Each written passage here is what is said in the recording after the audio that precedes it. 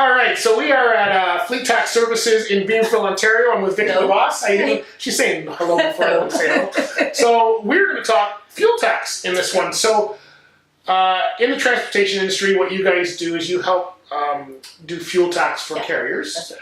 So tell us the basics. What is fuel tax? Because people, it's not income tax. It's what is fuel totally tax? different. What's fuel tax? That's right, and that's where the name came from, fleet tax. Right, it's from the fuel tax. So basically, when you're purchasing fuel in whatever state, province, whichever, that state or province uses that rebate to go towards the roads and infrastructure and whatnot, right?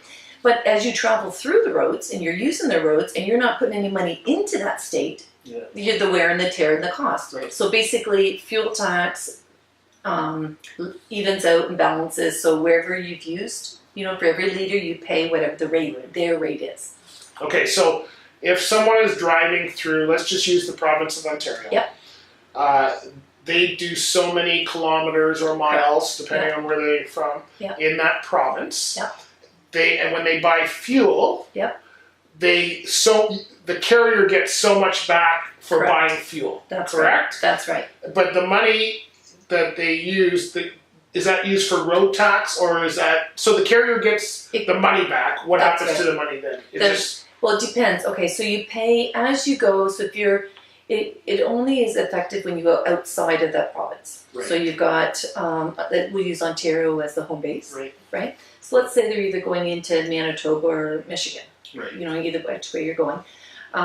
So when they leave, so if they're purchasing all their fuel in Ontario, but going back and forth to, like, say, Michigan or Manitoba or, Quebec, whatever, they're using their roads. Right. Whereas Ontario would be getting all the benefits of the pump. And if you look even on their passenger car, you see on the side, on there, it'll say 14.3 is for fuel tax. And that is the truth. That's what Ontario's refund is at. Okay, so everybody's paying fuel tax, gas, whether you're in a passenger car or truck. That's you deal with the trucking industry. So if someone uses, if let's say they buy fuel in Ontario, but they go 100 miles into Michigan and back. All right, so that 100 miles, Ontario pays Michigan the fuel? That's right. It balances. So so when they leave, what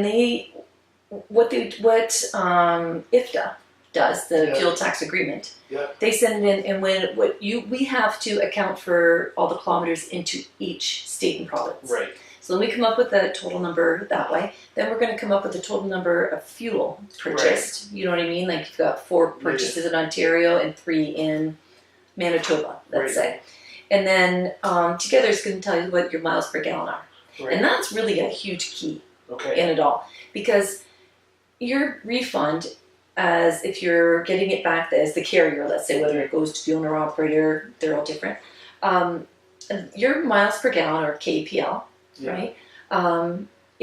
That's what it's based on. So if you've got somebody that's running older equipment, you know what I mean, or running through a lot going down to New York City, versus you've got somebody going down to, let's say, wherever, down to a straight run team out to California and back again, they're going to get a much better KPL.